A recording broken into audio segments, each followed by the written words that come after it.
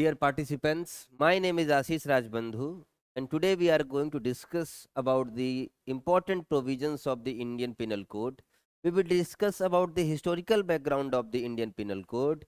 And prior to the starting our topic, I would like to introduce myself that my name is Ashish Rajbandhu, and I am a faculty here, which is Pahuja Law Academy, as well as I am the guest lecturer in the Delhi University Law Center 1. Okay, so this is my brief introduction, and today we are going to discuss about the provisions of the Indian Penal Code 1860. Dear participants, make sure that I am audible to all of you. Please leave a message, that is enough, and after that I'll continue my topic.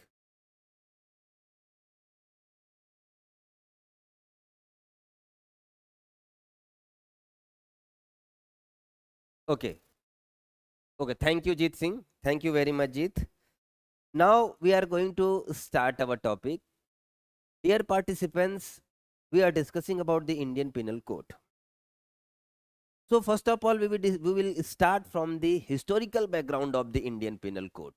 What is the history behind the Indian Penal Code? What was the reason of the inception of the Indian Penal Code? What was the main factors to introduce the Indian Penal Code? And who were the key framers of the Indian Penal Code? These are all the important issues which we are going to discuss. As I told you that the name of your statute, that is the Indian Penal Code 1860. What it means, dear student, dear participant? It means when I ask it to you, what is the meaning of Indian Penal Code 1860? What is the meaning of 1860? What is the resemblance of the 1860? Many students told me that, sir, it means that Indian Penal Code come into existence on 1860. मैंने कहा okay answer है, that is okay. We will go with it. It means Indian Penal Code came into existence in 1860. Now I ask it to you, what was the situation prior to the 1860? What was the situation prior to the 1860? Dear student, on that time we were governed by the Britishers. And prior to the Britishers, we were governed by the Muslim rulers. Okay? During the period of 1860, the entire Indian subcontinent was ruled by the Britishers, and India is was also one of them. So I would like to tell you one thing. Prior to the 1860, there was no statute, there was no uniform penal code. If I would like to tell you one thing, that if I, Anuj, Jeet, and Naman Patel, there is 4 person. If I make a theft in UP and Jeet Singh committed theft in Bihar, Vansika committed theft in Bengal, and someone and Utkarsh committed theft in Maharashtra. So there is a 4 different state, and all the 4 people committed the theft. What it means, all the 4 people committed the theft irrespective of the place. All were dealt by the Indian Penal Code. All committed the offense mentioned in section 378, which is the theft. And we all the offenders punished by the section 379, irrespective of the place, UP, Bengal, Maharashtra, and other state. Irrespective of the place, all the offenders will punish by the section 379. What it means, now today, after the Indian Penal Code 1860, there is uniformity, there is similarity regarding the penal provisions. But this situation was not prevalent prior to the 1860, because on that time there was no Indian Penal Code. If on that time I, Utkarsh, Jeet, and Vansika committed the theft prior to the 1860, suppose 1830, then there was no uniformity in the penal laws, there was no Indian Penal Code. It means all the 4 people governed by the different local laws, and there was no uniformity in the penal laws, and we were governed by the Britishers. That Britishers was ruling entire Indian subcontinent, and they were facing a Huge problem that in the same part of the country there's a different laws. To remove this difficulty, to introduce the uniformity in the penal laws, there was need of the Indian Penal Code. So if I'll ask it to you, what was the reason behind the inception of the Indian Penal Code? The important reason behind this, to uniformity regarding the penal provisions. That was the reason. Look, Britishers was very sharp, very organized. They don't, they are not used to do anything in very hasty manner. First they planned, after that plant. Firstly they make a proper planning, and after that planting.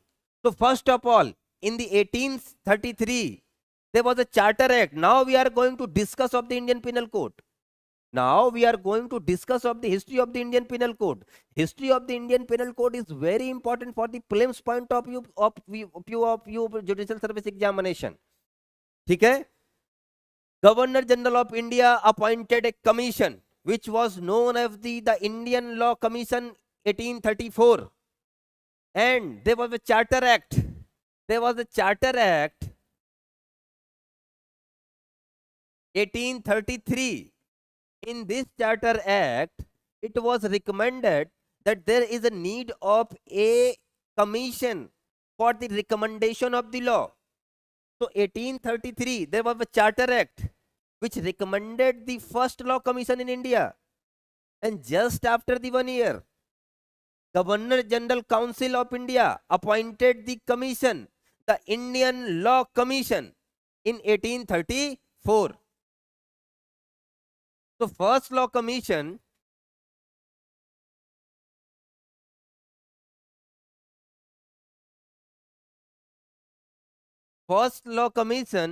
came into existence on 1834, just after the 1 year. Look, dear student, what is the date today? That is the 2nd July 2023. And we are talking about the 1833. Almost 190 year elapsed. Almost 190 year elapsed. 190 year. Dear student, this is the history. Our Indian Penal Code is not so young, but still it is prevalent and still it is effective. So now we are going to discuss about the history of the Indian Penal Code. I am telling you the first law commission came into existence 1834. And there was a member of there was a 4 member in this commission.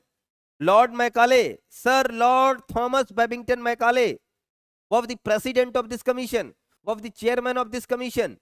Sir Lord Thomas Babington Macaulay, Sir Lord Thomas Babington Macaulay, Lord Thomas Babington Macaulay, ठीक है? Macaulay. Lord Thomas Babington Macaulay was the president of the first law commission. There was 4 member. Number 2, MacLeod. Number 3, Millet. Number 4, Anderson.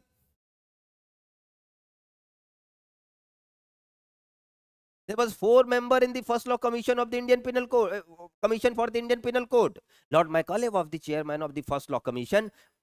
MacLeod, Anderson and Millet was the all the other members. Lord Macaulay played a very significant role in the drafting of the Indian Penal Code. That's why Lord Macaulay known as the father of the Indian Penal Code. It was the reason that Lord Macaulay is known as the father of the Indian Penal Code. Father of the Indian Penal Code. Lord Macaulay played a very significant role in the drafting of the Indian Penal Code. That's why he is known as the father of the Indian Penal Code. The first report, they made a first draft of the Indian Penal Code. First report of the Indian Penal Code was submitted in the 1937. After that, it was revised several times. And it was submitted to the Governor General Council in the 1856. Okay? And first time, Governor General of Council assented for the Indian Penal Code on the date of, it was assented on the 6th October 18 1860. It was the date on which Governor General, in Council assented for the Indian Penal Code, and it came into force 1st January 1862. After the 2 year, it came into force. There is a date of enactment and date of enforcement. Dear student, date of enactment is that date on which a particular act is enacted, and date of enforcement is the date of working of the act. So date of enforcement of the Indian Penal Code was 1st January 1862. It was the date. You may ask, dear student, this is the open session. You may ask whatever you want to ask. Okay? But now we are discussing about the historical background of the Indian Penal Code, and after that we will discuss about the important provisions of the essential ingredients of the crime, like mens rea, actus reus. What is the intention? What is the knowledge? What is the difference between the intention and knowledge? And what is the motive? This is the synopsis of this class. And now we are discussing about the historical background of the Indian Penal Code, because this is very important. I know Bare Act is the key of the success in the legal field, but you must know the history of the Indian Penal Code as well. Okay, so we were discussing about the provision that 1st January 1862 Indian Penal Code came into force. Indian Penal Code came into force, and Lord Sir James Thomas Babington Macaulay is known as the father of the Indian Penal Code. Okay, there is 511 sections. What I'm telling to you, there is 511 sections, and there is 23 chapters respectively. There is 23 chapters. Your Indian Penal Code is classified into the 23 chapters and 511 sections. 511 sections and 3 chapters, dear student. 3 chapters were added later on after the inception of the Indian Penal Code 1860. That is the chapter 5A of your IPC. That is the chapter 9A of your IPC. That is the chapter 20A of your IPC. That chapters were added later on. Chapter 5A, which is related to the criminal conspiracy, were added in the 1913. Chapter 9A, which is related to the offenses relating to the elections, that is added in the year 1920. And chapter 20A, which is related to the cruelty by the husband or relative of the husband, inserted by the 1983. Inserted by the 1983. So it was the history. Dear student, we started our history from the 1833. Now 2023. Okay? Now 2023. IPC came into existence, in force 1st January 1862. On that time, this Indian Penal Code was applicable to the entire India. Entire India means including Pakistan and Bangladesh, because on that time there was no partition of this country. So this Indian Penal Code uniformly applicable to the Dhaka, uniformly applicable to the Islamabad, Lahore, as well as the Bombay. After that, in the year 1947, India was the independent country and divided into the 2 dominant states, India and Pakistan.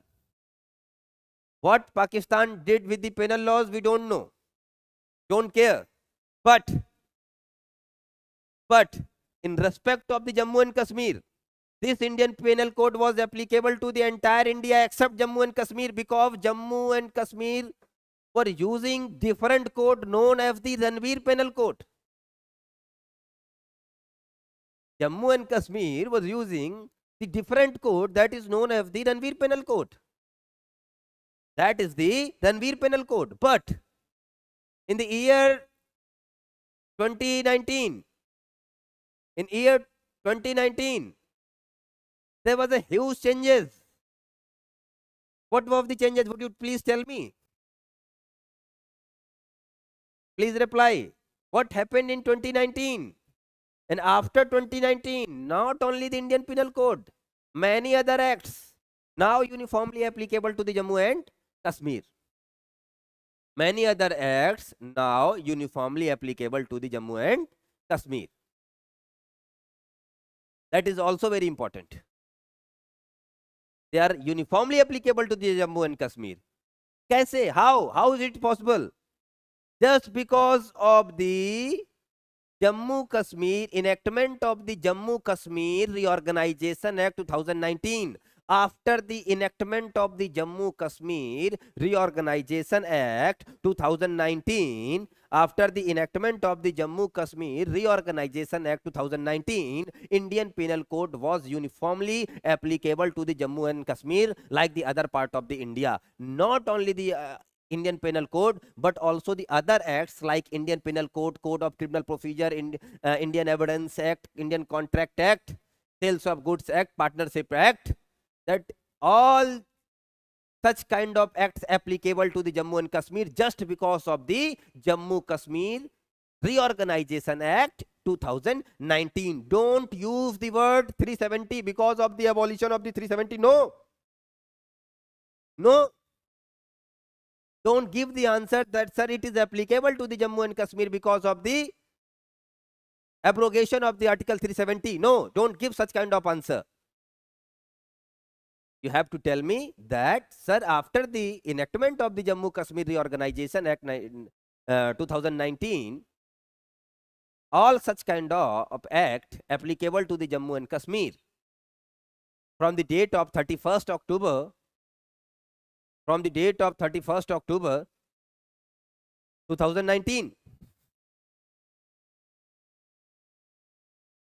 2019, it was the history. So dear student, if we will discuss about the history of Indian Penal Code, today is the 2nd July 2023, and we are discussing the history from the 1833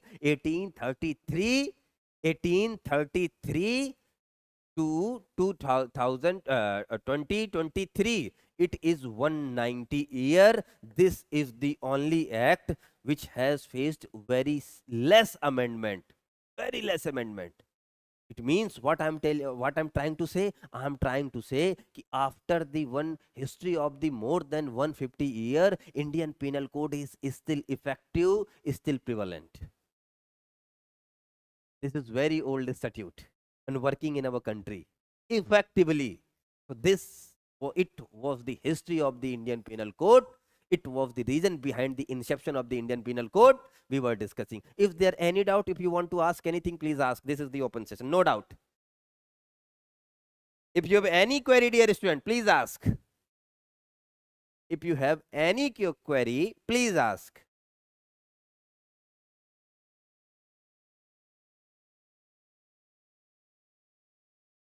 If you have any query, please ask. Sir,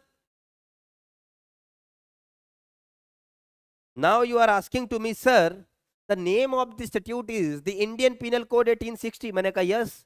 What is the purpose of this statute? When I told you that the purpose of the Indian Penal Code to penalize. You said, sir, what for what? For the offense.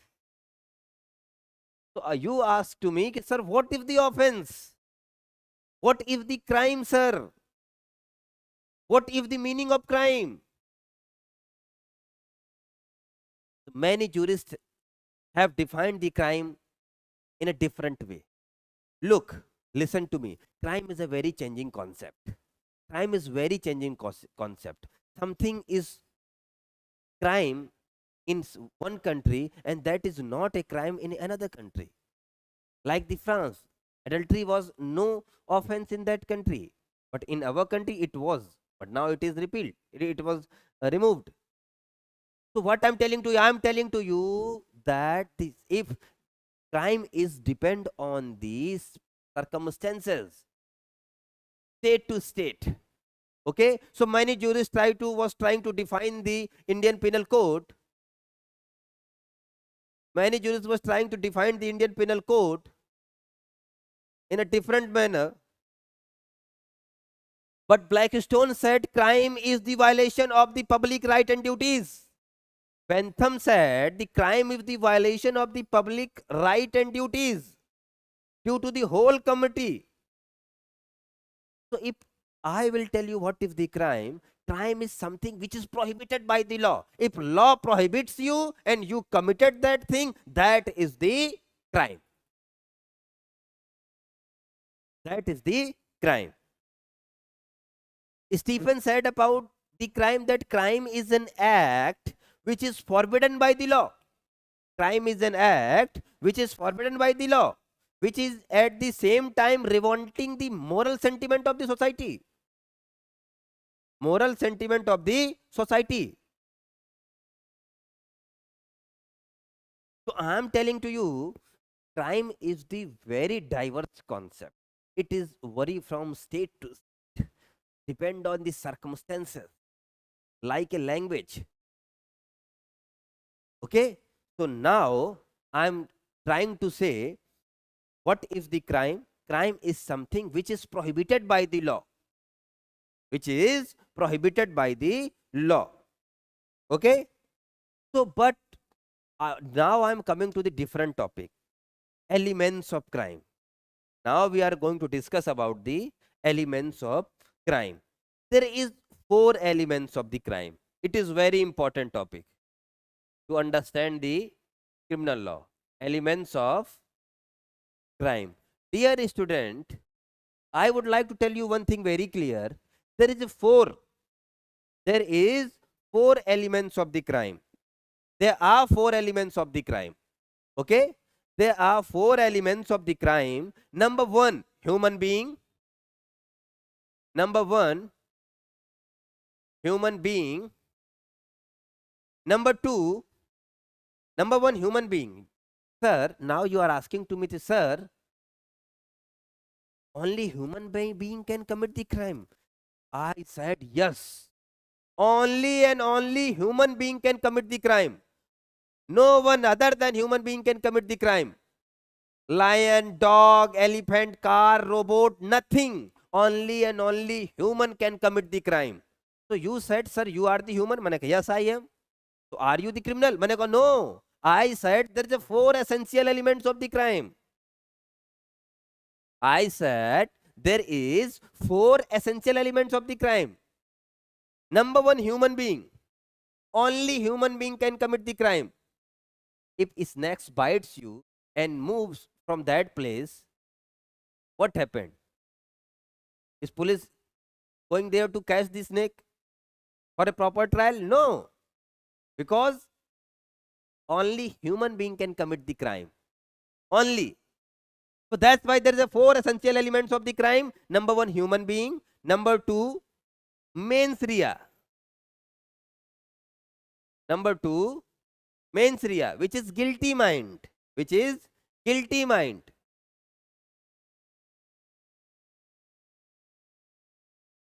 And number 3, first of all, human being, mens rea. To fulfill that mens rea, there is actus reus, which is the prohibited act. Number 3, actus reus. Third essential element is actus reus, which is prohibited act. Prohibited act. And number 4, injury to the society. What I was telling it to you, we are discussing about the elements of the crime. There is 4 essential elements of the crime. Number 1, human being. Number 2, mens rea. Number 3, actus reus. Number 4, prohibited act. Number 1, we are discussing from the number 1. Only human can commit the crime. In European countries, initial stage, in the 15th century, in European countries, animals were also punished for the committing crime during the medieval era. But nowadays, after the inception of the principle of mens rea, criminal jurisprudence did not provide for the trial and punishment other than human being. Only a human under a legal obligation and capable of being punished can be a proper subject of the criminal law. What it means? A human being below the age of 7 years cannot commit the crime because he is dolly incapax, unable to commit the crime. Okay? Only and only human being can commit the crime. Number two, mens rea. This is very important. Now we are going to discuss what if the mens rea. What if the mens rea? This is very important. Now we are going to discuss about the mens rea. We will discuss mens rea, what if the mens rea, how it works. It is very important. Look, dear student, after the principle of the mens rea or the doctrine of the mens rea came into existence in the several countries, there is a phenomenal changes in the society. There is phenomenal changes in the society. Mens rea means guilty mind. What is the meaning of the mens rea? Mens rea means guilty mind. In entire Indian Penal Code, the word mens rea is not used anywhere. Mens rea means guilty mind, and it is denoted with the intention, knowledge, negligence, rashness, wrongful gain, wrongful loss, voluntarily, reason to believe, malified, etc. What it means? Entire Indian Penal Code not using the term mens rea. It's not using the term mens rea. Mens rea means guilty mind. It is the resemblance of the mental status. Mental status. Mental status. So we can say it denoted with the intention, knowledge, negligence, rashness, wrongful gain, wrongful loss, and voluntarily or reason to believe. That is all the example of the mens rea. Sir, what is the principle of the mens rea? Dear students, dear participants, the principle of mens rea is very small principle. What is the meaning of the principle of mens rea? Principle of mens rea is quite simple, but highly effective in the current scenario. There is only one maxim. There is only one maxim. That is the actus non facit. That there is only one maxim. That is actus non facit reum. Actus non facit reum nisi mens sit rea. Nisi mens sit rea. This is the principle of mens rea. The entire principle of mens rea based on the one Latin maxim, that is the actus non facit reum nisi mensit rea. That's it. The entire principle of mens rea is based on one maxim, that is actus non facit reum nisi mensit rea. You ask it to me, sir, this is the Latin phrase.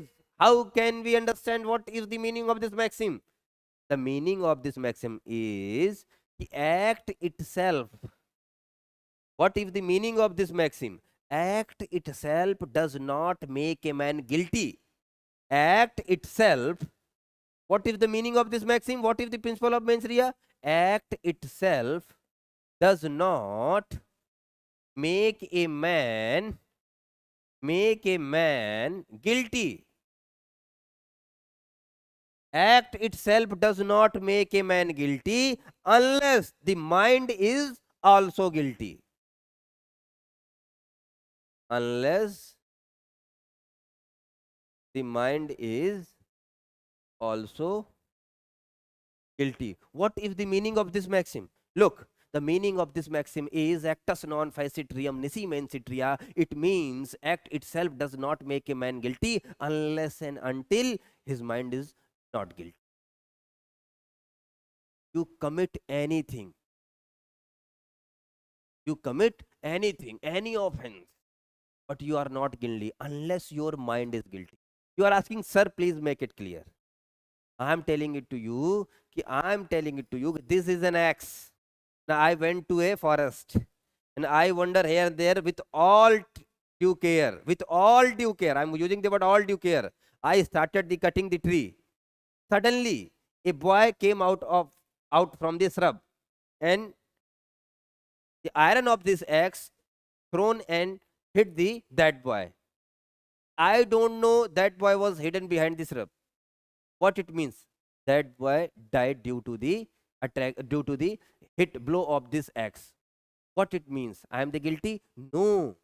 That boy dead, but I did nothing. Why? Because of me, that boy dead, but I did nothing. Why? Because there is a principle behind it, actus non facitrium nisi mancitria. What means act itself does not make a man guilty unless and until the mind is also guilty. There is no guilty mind. There is no intention to kill that person. There was no mens rea. That's why, despite the death of that boy, I am not committed any crime. This is the principle of the mens rea. This is the principle of the mens rea. But there is certain exception of this mens rea. Nowadays, this is the basic of the criminal law, entire the globe, not only the India. If you remove this maxim, your bare act of the Indian Penal Code is just a plain paper, nothing. Why so? Because it has the great significance. Entire Indian Penal Code, except some offenses, based on the principle of mens rea. Based on the principle of mens rea.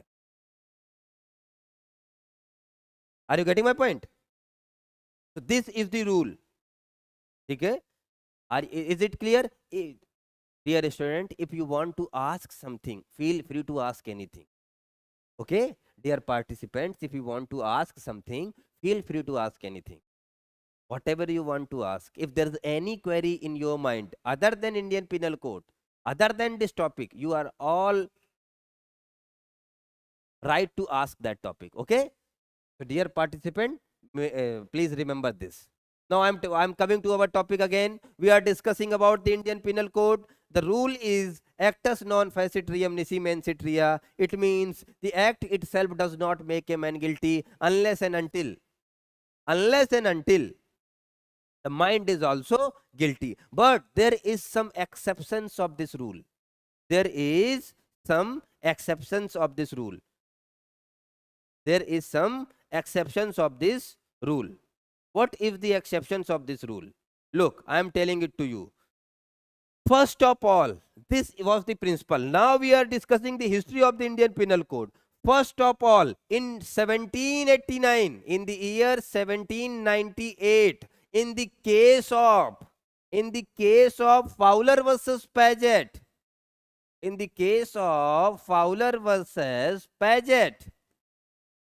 first time in the history of the history, in the year 1798, in the case of Fowler versus Paget, Justice Lord Kenyon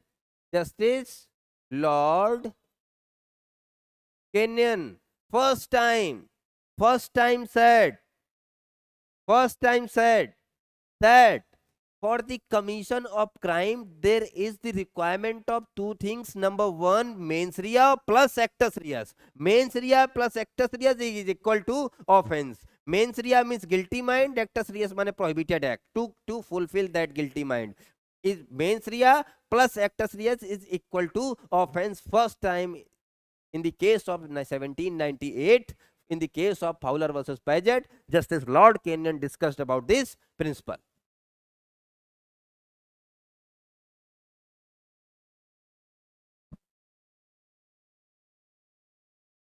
Okay, first time. And Justice Coke developed this principle. Okay, Justice Coke developed this this principle of mens rea. Okay, so there is two rule. Okay, actus non facitrium nisi mancitria has the rules which is applicable to the all the exceptions, but there is exception of this rule. There are certain cases in which there is no need of guilty mind. What I'm telling to you, there are certain cases. This is the rule. This is the rule. Okay? And there's also some exceptions. This is the rule. There is also some exceptions. There is also some exceptions. What are the exceptions? Exceptions means there are certain cases in which there is no need of the guilty mind. There is no need of the guilty mind. Look, always remember, if I'll apply this maxim, benefit for the accused. If I'll not apply this maxim, benefit for the prosecution. Benefit for the prosecution. So first of all, we are going to discuss what is the meaning of mens rea. Mens rea means guilty mind. Mens rea means guilty mind. Malified intention to commit a crime. Malified intention to commit a crime. Now we are discussing about the exceptions. Now we are going to discuss about the exceptions. Exceptions of the mens rea is known as the principle of strict liability.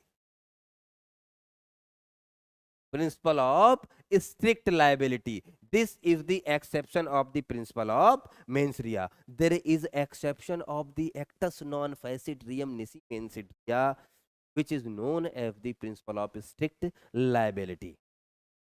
Strict liability. Look at me. Now focus on me. Look at me. Sometime offense even is constituted. Look at me. Sometime offense is constituted even without the guilty mind. Sometime, look at me, there's a rule that nothing is an offense which is done without the guilty mind. This is the rule of the principle of mens rea. As I told you earlier, that there is exception of this rule. The exception of this rule, exception of the rule of the mens rea is known as the strict liability. Strict principle of strict liability is just opposite to the mens rea.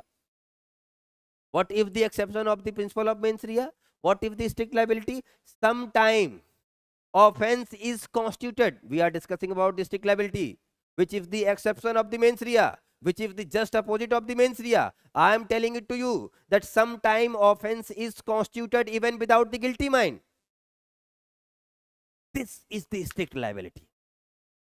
Sometime offense is constituted. Sometime offense is constituted even without the guilty mind. It is called the strict liability. There are certain exceptions. There are certain exceptions of the actus non facit reum nisi mens rea. These exceptions are as following. Number one, there is what it means. It means what I am telling it to you, ki in certain exceptions there is a no need of any kind of mens rea, because these are all the exception of the principle of mens rea. It will come under the ambit of principle of strict liability. Number one, contempt of court. Contempt of court. Number two, kidnapping. Number three, rape. There is no requirement of the mens rea in these offenses. Only act can make you guilty. Bigamy.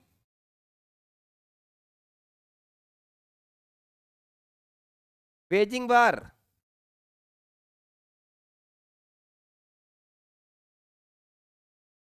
Waging war. What it means? It means these are all the exceptions of the mens rea. Selling of an obscene book.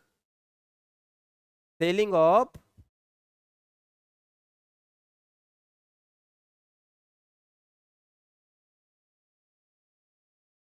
obscene book.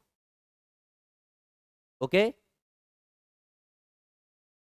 Selling of obscene book. Essential Commodities Act. Essential Commodities Act 1955. Dear student, you are riding your scooty. Listen to me. You are riding your scooty without helmet. Generally, you used to wear the helmet, but that day you forget the wear the helmet. Okay? You are riding your scooty. Policeman stopped you. Hey, come here. Where's your helmet? I'm going to punish you. Okay? Impose penalty on you. You are telling to the policeman, sir, a sir known as Mr. Ashish Rajbandhu was telling that nothing is an offense which is done without the guilty mind. So, I daily used to wear the helmet. Today I forget. And my mind is not guilty. And without guilty mind, I am not a guilty. Policeman told it to you. That your teacher, which is known as the Ashish Rajbandhu, told you about the principle of mens rea. But you should look into the exception of the mens rea. Okay, there is some exception of the mens rea, which is known as the guilty mind, which doesn't require any kind of guilty mind. And your action, your act come under the act of the strict liability. So you are guilty, or he imposed a penalty on you. Why so? Because that act doesn't require any guilty mind, any kind of mens rea. So Essential Commodities Act. Next, Motor Vehicle Act. Motor Vehicle Act 1989. Motor Vehicle Act 1988. Foreign Exchange Regulation Act, many acts.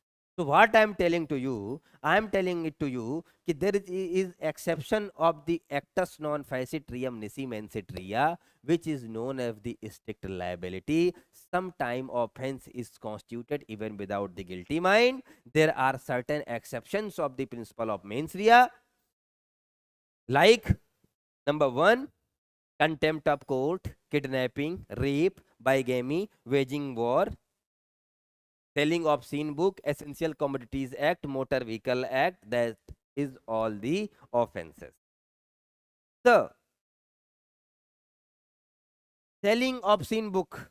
Look, please make it clear with the help of case laws. Now we are going to discuss about the some case laws based on the mens rea. First of all, okay, first of all, I would like to discuss the cases which is based on the mens rea. First of all, there is case laws. I would like to tell the case Fowler versus Paget, Hobbes versus. Generally, I used to teach the principle of mens rea at least 3 classes, and I used to tell at least 20 cases. But today, with the lack of time, I would like to tell you the basic principle of the mens rea. Okay, basic principles of the mens rea. So now we are going to discuss about the cases related to the mens rea, which makes you clear what is the mens rea. Okay, so first of all, I would like to tell you the case which is known as the R versus Prince, Hobbes versus Winchester. There is several cases. Okay, so we were discussing about the principle of mens rea. It was the mens rea and it was the strict liability. Dear student, now I am going to tell you the difference of intention, knowledge and motive. Intention, knowledge and motive. Okay, what if the intention, what if the knowledge, and what is the motive? Always remember, this is the weak point, dear student. Generally you forget what if the motive, what if the intention, and what is the knowledge. Okay, now I am going to discuss what if the motive and what if the intention. Look, motive is the feeling. Now we are going to discuss what if the motive, what if the intention, and what if the knowledge. Okay, look, the way I am telling it to you, you will never forget it. Okay, so now I am going to tell you about the what if the motive, what if the intention, and what if the knowledge. But first of all, I would like to tell you some cases. Okay, the cases based on the principle of mens rea. First of all, I will tell you one case from the mens rea, one case from the exception of the mens, which makes you clear. Okay, first of all, I am going to discuss the Seraz versus Rutgen. Seraz versus Rutgen case. Seraz versus D. Rutgen. D. Seraz versus D. Rutgen. Okay, this is the very leading case. It will clear your concept of the mens rea. It will clear your concept of the mens rea. 1895, Judge Justice Wright. Justice Right. Okay, what happened in this case? First of all, I would like to tell you the fact of this case. There is section 16 subclause 2 of the Licensing Act 1872, which prohibited the which prohibited a licensed particular liquor shop owner from supplying liquor to a policeman, on duty policeman. There is a law which prohibits to sell the liquor to a on duty policeman. ठीक है, okay, it was held that in this case, if the fact of this case, a policeman usually went to a liquor shop in a particular time. One day he visited that liquor shop during the duty, during the office hour, and the shop owner provided the liquor.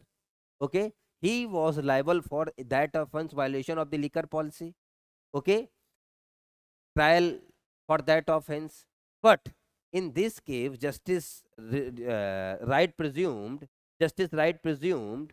that in the initial stage there was no guilty mind, because when policeman entered to the liquor shop, the, the dress of the policeman was not organized, badges was not there, and behavior of the policeman was like he is on duty. This was the reason to provide the liquor to the on duty policeman. So despite the prohibited act, there was no guilty mind. There was no guilty mind. That's why despite the prohibited act, there was no guilty mind. So that's why in this case, judge has absolved from the accused of that offenses, because nothing is an offense without the guilty mind. Nothing is an offense without the guilty mind. There was no guilty mind in the shop owner. That's why he was absolved. But now I am telling it to you a different case, which is known as the exception of the mens rea, Ranjit D. Udesi versus State of Maharashtra. Now I am telling it to you a case which is known as the Ranjit D. Udesi versus State of Maharashtra. This case of strict liability.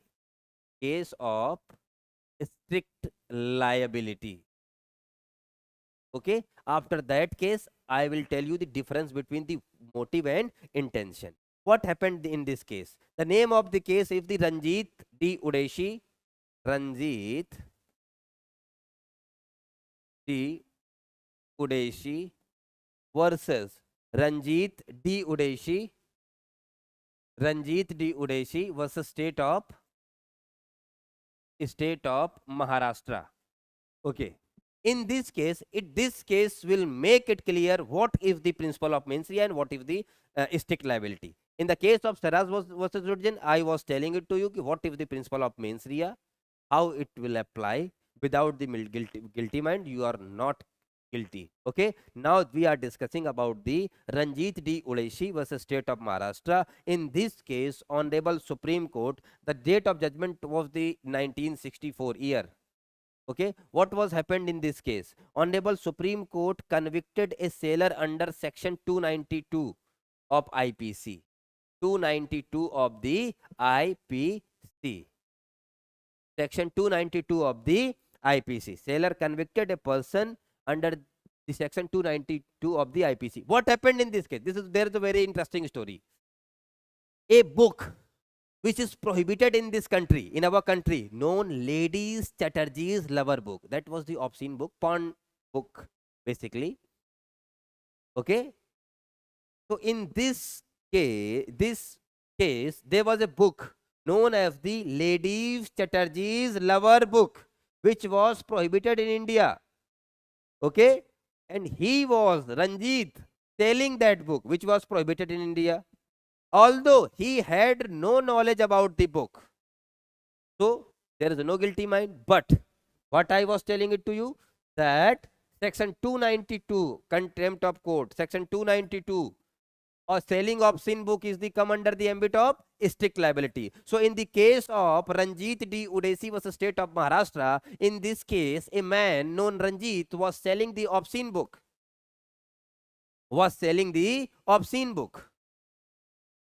which was prohibited in India, known Lady Chatterjee's rubber book. Court held that he is guilty of under section 292 of the IPC. Unlike he had no knowledge of this book, because act of the Ranjit come under the ambit of the strict liability, which is the exception of the principle of mens rea. Which is the exception of the principle of mens rea. In this case, offense constituted even without the guilty mind. So there is two contradicting opinion. One is the principle of mens rea, which is nothing is an offense without the guilty mind, and second is the strict liability, which is the exception of the mens rea, which says sometime offense is constituted even without the guilty mind, and your offense Ranjit, which come under the section 292 of the IPC, that is the example of the principle of strict liability. That's why he is guilty for the selling obscene book under section 292 of the IPC, because in this case principle of strict liability was applied. In this case, principle of strict liability was applied.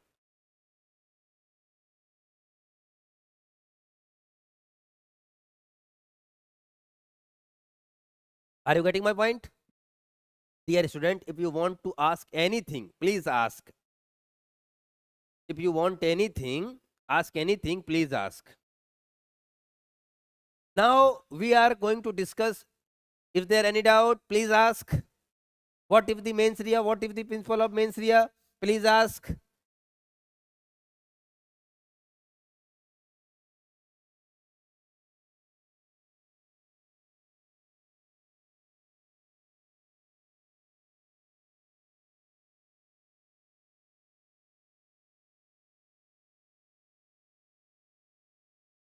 If there any doubt, please ask. Jeet, Saloni, Anuj, Zian and other. Okay, if you want to ask something, please ask. Now I am going to tell you about the intention, knowledge and motive. Now I am going to tell you. Utkars, is there any doubt? If you want to ask something, please ask. Now I am going to tell you three things. Okay, always remember, because I know whenever I used to teach all these subjects, I found that there's a doubt in the mind of the students. That's why I'm telling it to you. Now I am going to tell you what is the intention, what is the knowledge, what is the motive.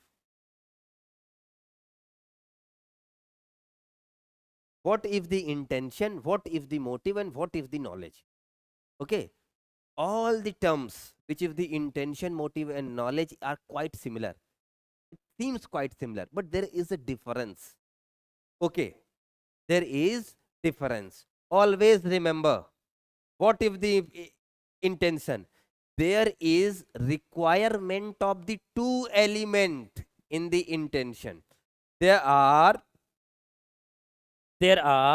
two elements of the intention. There are two elements of the intention. Number one, there are two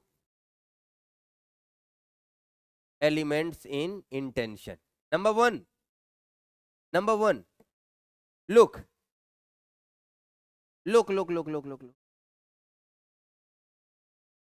You are my student, I am teaching you. Okay, think in this way. Whenever I used to ask anything to you, anything ask it to you, you replied very badly. That's why there is malified intention in my mind against you. I want to kill you. Why I want to kill you? Because you disrespect me. Always listen to me. I'm telling it, what is the motive? Motive is the reason behind of your act. I want to kill you. Whenever you use the word why is the motive? This is the simple way answer. Why is the motive? I want to kill you. You said why? Because you disrespect me. So this is the motive. Neither the good nor the bad motive is relevant for the constituting a offense. Number one. Number one. An intention has two element. Number one, two element. Number one and number two. There is requirement of two things for the intention. Number one, desire of consequences. Desire of consequences. Desire of consequences. And number two, foresight. Number two, foresight of the consequences.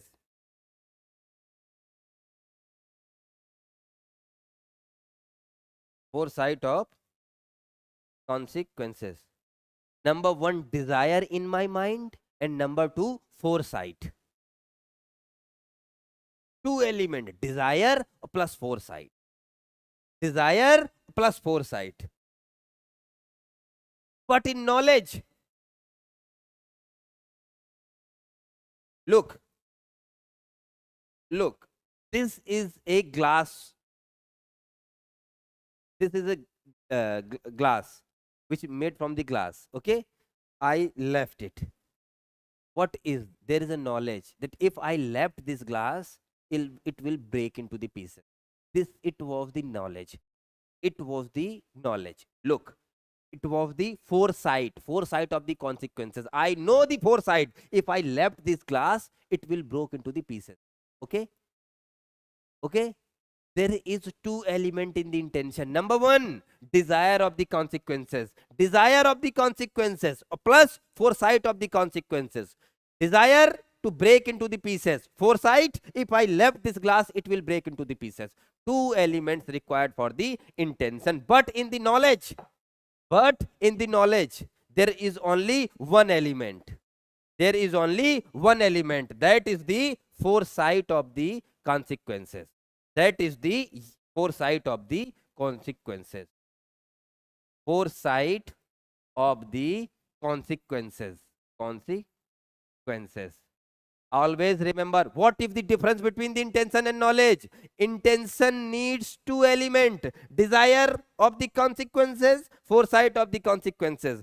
This foresight of the consequences, I know if I left this glass, it will break into the pieces. It was the foresight, I know.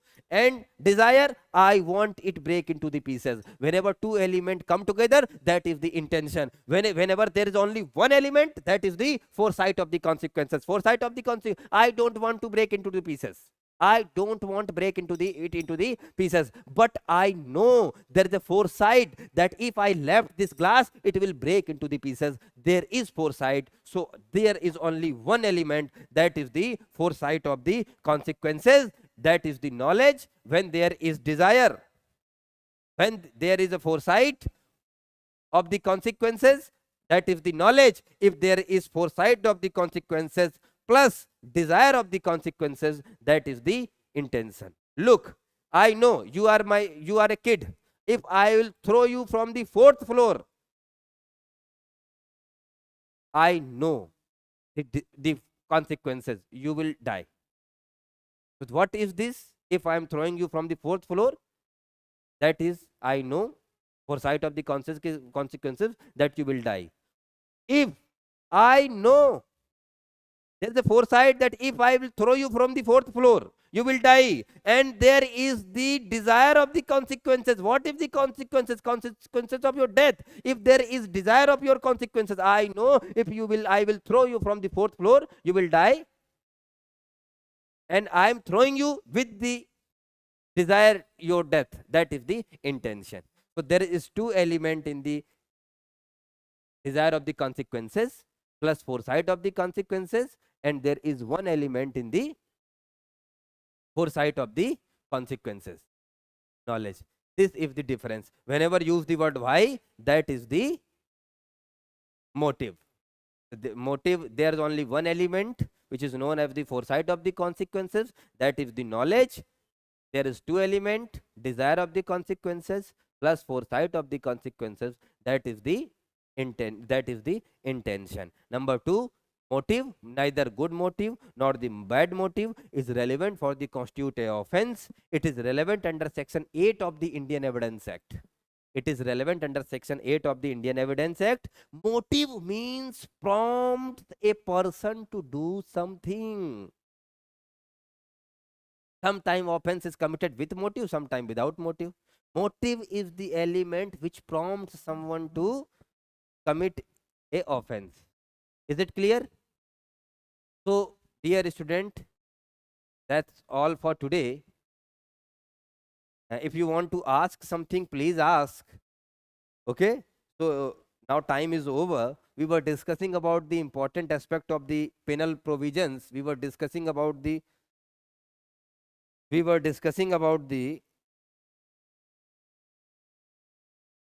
important provisions of the Indian Penal Code. We will discuss about the history of the Indian Penal Code. We discuss about the main area. We discuss about the elements of crime. If you want to ask something, please ask. If you want to discuss about something, please discuss. That's all from my side for today. Okay? So my name is Ashish Raj Bandhu. I'm teaching as a guest lecturer, the Law Center 1, Delhi University. Okay?